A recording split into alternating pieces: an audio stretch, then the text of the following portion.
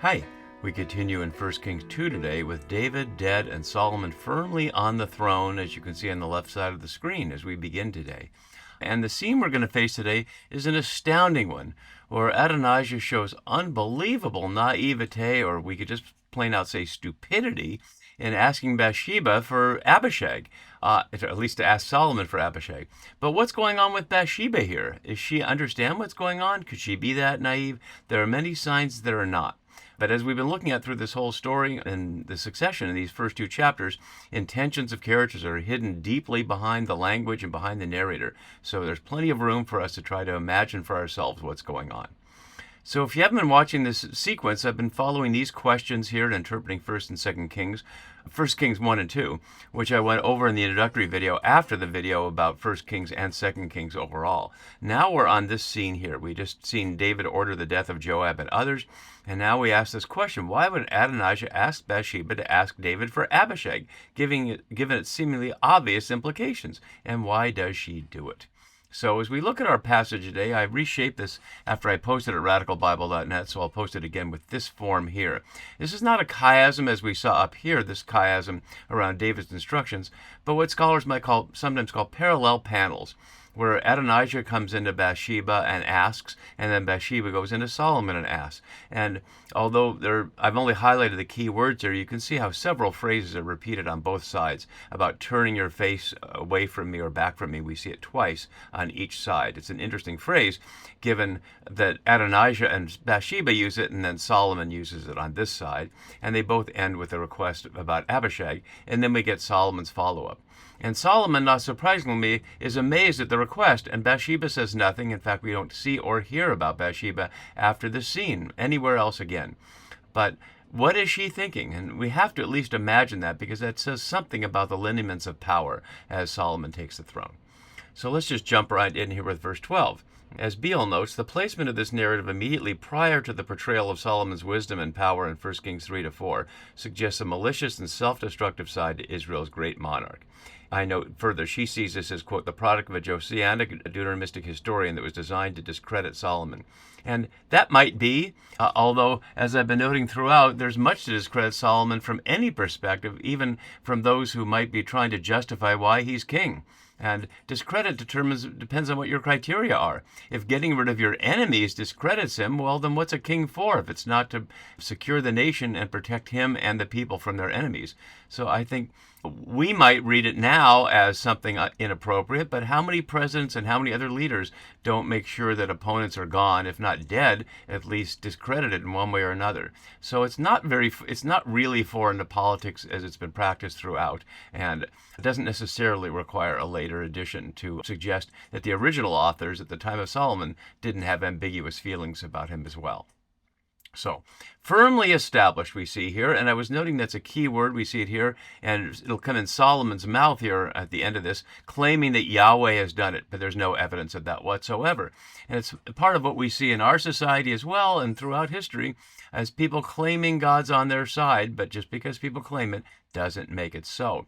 But it's taken in many readers of the Bible who've assumed that Yahweh is on the side of Solomon simply because Solomon says so, if it were only that simple. So, here's our scene. Adonijah, son of Haggith, as if we didn't know, came to Bathsheba, Solomon's mother. And we might wonder about what Adonijah is considering here. All of his people slipped away in the night when they heard the celebrations of Solomon's reign, and he certainly doesn't seem to have any support anymore. Why would somebody want to oppose the person that King David made to be king and has all the mercenaries on their side? So it's hard to imagine that he actually imagines and this can be reversed. But what he does is absurd at every level. We've seen a couple of examples of it before with Absalom and also with Abner. And neither of those were successful either in the long run, although it's clear what they were for. Let's continue and we'll see. So she asked, and I note in my note below that their exchange here is in single words, unlike what we see in the New RSV on this side. So you can see on the right side, she asked, "Do you come peaceably?" And he said, "Peaceably. May I have a word with you?" She said, "Speak." So she's not saying much, and he's not saying that much either at first. You can understand there's quite a dance of whether they would trust each other. But why would he go to Bathsheba to do this? Why not just, David's dead, so he can't go to his father. What does he really expect is going to happen when the king's mother brings this request? It's really hard to imagine getting in Adonijah's head to find any context in which he thinks this is going to be successful. And Bathsheba is pointed out here as Solomon's mother, and we've not heard that since the very beginning when she first gave birth to him. So just to remind us, in case we could possibly have forgot. And as we said here, do you come in peace? And he says, in peace. And then he says, may I have a word with you? And she says, speak. Not just go on, but speak. And here he has it. You know, and note in the contrast with what David did not know in chapter 1, and we'll see more about that later in Solomon's speech as well. You know that the kingdom was mine, or the kingship actually here, Hamelukach here, the office, not the territory. The word is 15 of 24 times the Masoretic text in the Deuteronomistic history, not surprisingly, given this is the story of kings. But he continues, all Israel expected me to reign. Is that an exaggeration by the arrogant Adonijah? Or is he arrogant now, or is he just a fool? Or a reality undermined by the manipulations of Nathan? And it's hard for us to know. Certainly we saw all the men of Judah, the royal men of Judah, seem to support Adonijah at the time. We didn't see there was a sense of any resistance. So it certainly seemed like he might have had popular support, much like Absalom had popular support at the time. But he doesn't seem to have it now. So all Israel expected me to reign, or literally set their faces to me to be king, highlighting this face theme that we see throughout here. And it's really just too bad the New RSV misses it all the time, because it's about facing off, facing each other, facing truth, facing God, facing your family, facing each other. We saw so much of that also in the Joseph story, where it's a similar issue about a brother who became close to being king, second to Pharaoh, and his other brothers. So a similar situation, and not coincidentally either.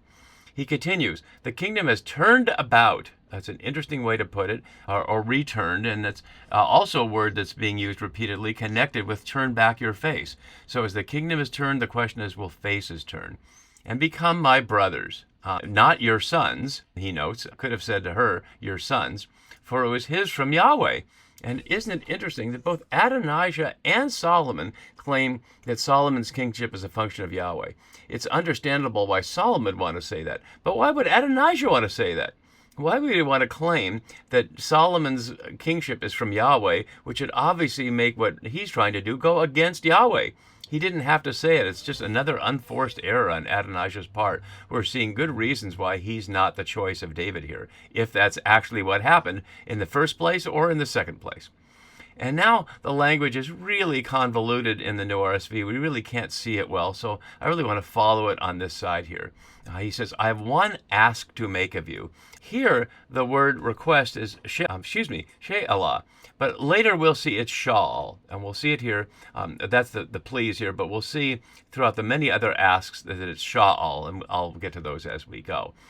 So the point is that it's bringing Saul back into the situation.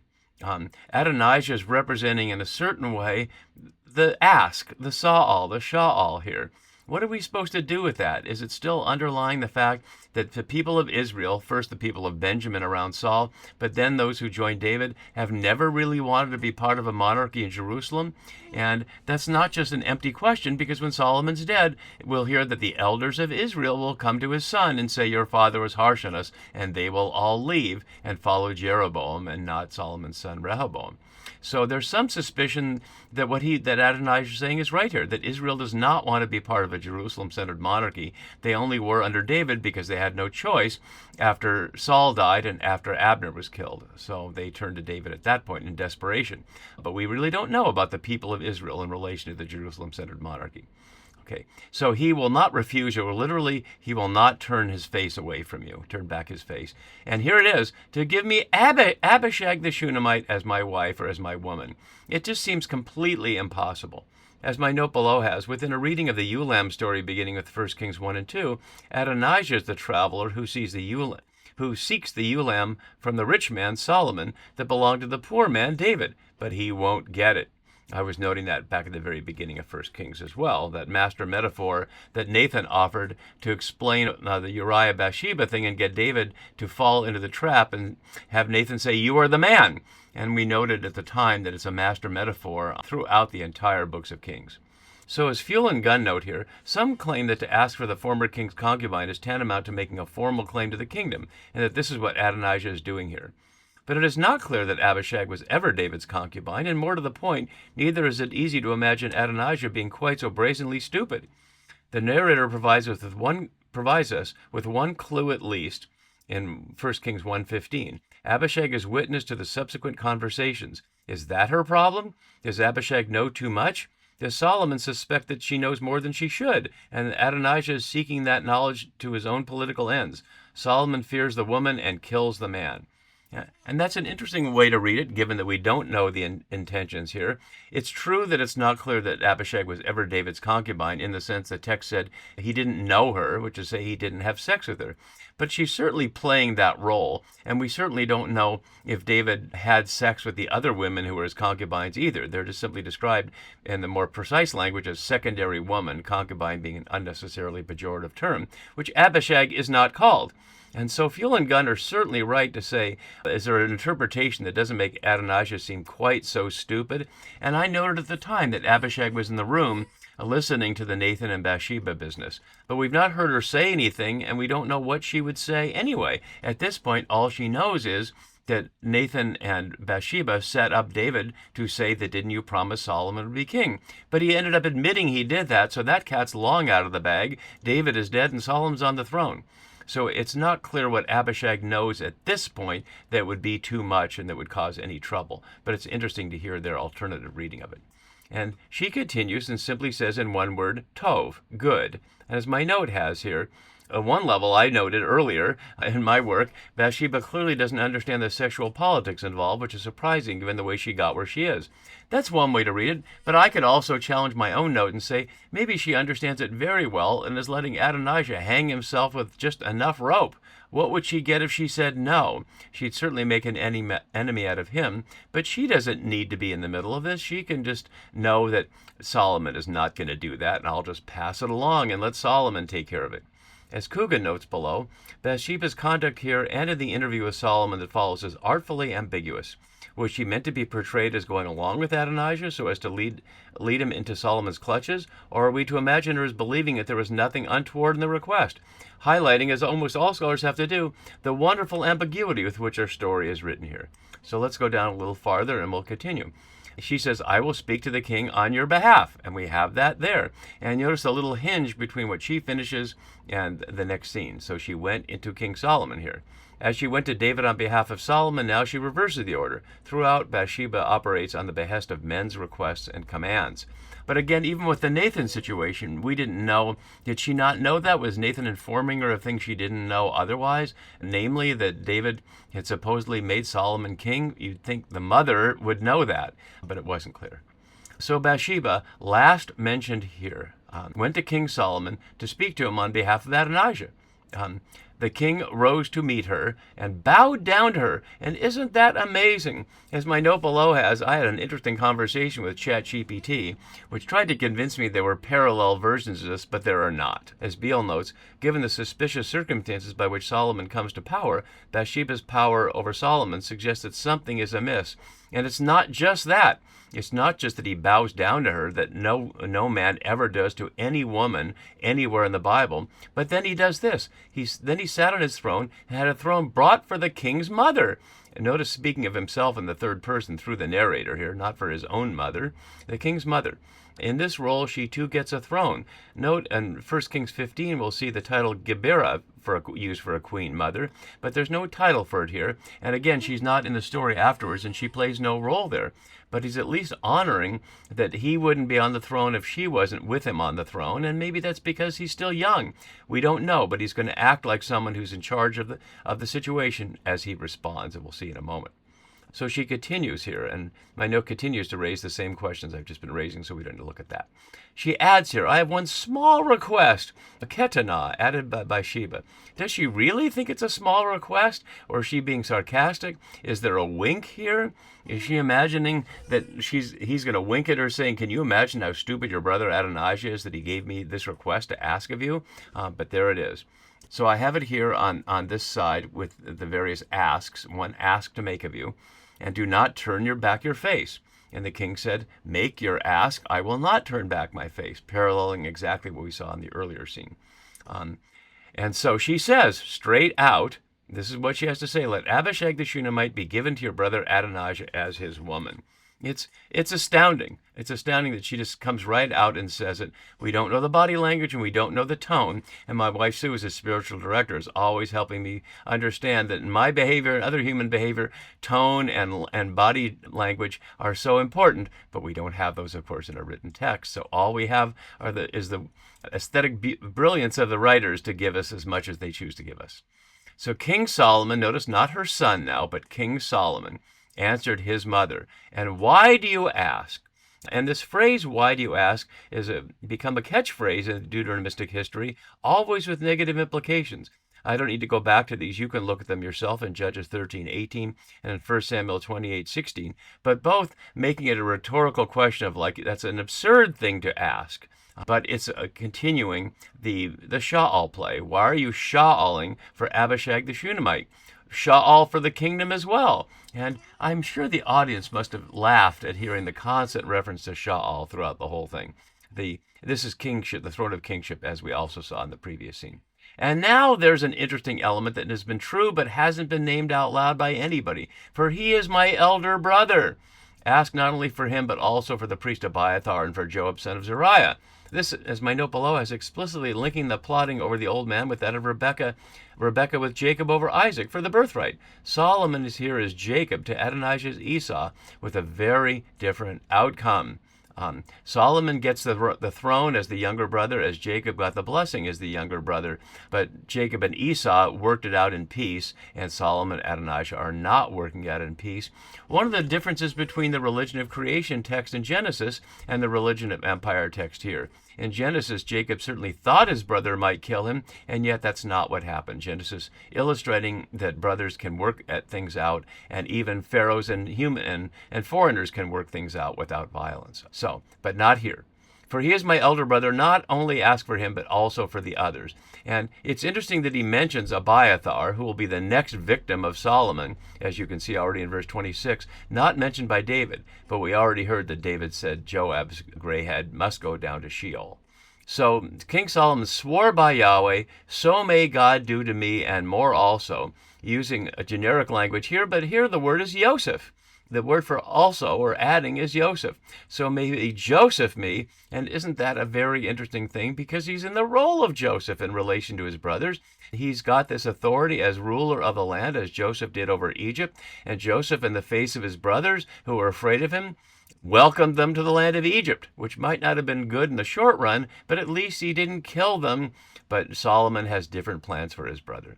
He continues, "For Adonijah has devised this scheme at the risk of his life," or literally has worded this word at the risk of his life. "And now, therefore, as Yahweh lives," and notice how this verse begins with life and ends with death, both in the Hebrew and the English, "who has established me." What a claim. And notice it's a threefold claim. Yahweh lives, who has established me, placed me on the throne of my father David, and made me a house, as he promised, which we heard nothing at all about. And in fact, we won't hear about it until the dream that follows this chapter. No surprise that Solomon will have the dream. The dream is completely set up by everything we've seen. Exercising the power of life and death and judgment over his brother Adonijah the first time, and now he's going to exercise it specifically here. So with no hesitation, he establishes what he's going to do. Today, Adonijah shall be put to death. As Halberstal and Holmes note, the very first killing Solomon committed after David's death was undertaken of his own initiative. Yet Adonijah's death was a predictable consequence of the dynastic monarchy David had founded and defended to the last. And it happens with no hesitation and no response from Adonijah. He's not even mentioned here. King Solomon sent Benaiah, who this is the first of a series of killings he'll engage in here. He struck him down and he died with nothing. No word about it, no sense of burial, no remembrance. What about the other brothers? What about his mother? We noted when the sons of Saul were killed, their mother came out and sat on the rock. That led Yahweh to relent from the punishment on David for the blood guilt. Where is Haggith when her son Adonijah is dead? We know nothing about it at all.